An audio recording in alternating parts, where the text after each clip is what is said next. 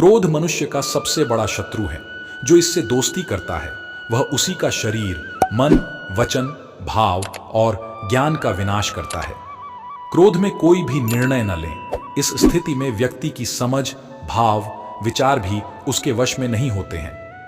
क्रोधी व्यक्ति कभी भी अपने क्रोध के लिए दंड नहीं पाएगा, बल्कि क्रोध के द्वारा अवश्य ही दंड पाओगे। क्रोध जब सवार होता है तो शांत व्यक्ति भी शेर बन जाता है और वह अपने पराये का भेद भी नहीं समझता है। क्रोध के आघोष में आना व्यक्ति की कमजोरी है और क्रोध को नियंत्रण कर पाना किसी शक्ति का परिचायक है। जरूरी नहीं कि क्रोध मूर्खों के हृदय में ही बसता है। यह एक ऐसी कुबुद्धि भाव है जो ऋषि मुनियों को भी नहीं छोड़ती। क्रोध करना और स्वतः आना एक ऐसा संयोग है। आप जितना अधिक क्रोध करेंगे, आपकी जिंदगी उतनी ही उलझती चली जाएगी, सुलझने वाली नहीं है।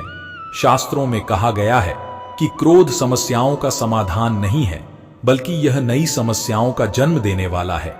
क्रोध एक बहुत बड़ा अवगुण है। जितना अधिक होगा, ज्ञान उतना ही शून्य होता जाएगा और सफलता में भी बाधक बनेगा।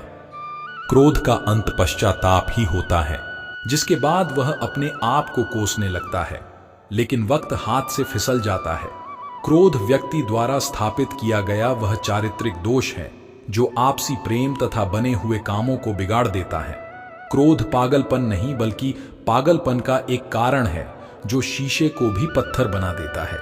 क्रोध उस चक्रवर्ती तूफान की तरह है जो आते ही ज्ञान रूपी ज्योति को बुझा देता है। क्रोध खुद तमस, अंधकारमय है, और जिसमें घर कर जाता है उसका जीवन भी अंधकारमय बना देता है। क्रोध के समय कोई भी फैसले नहीं लेने चाहिए।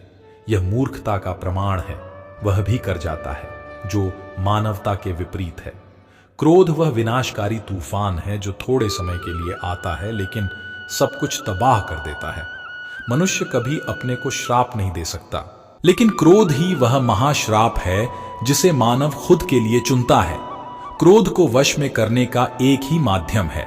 जब तक वह आप पर सवार है, आपका मौन रहना ही उचित है।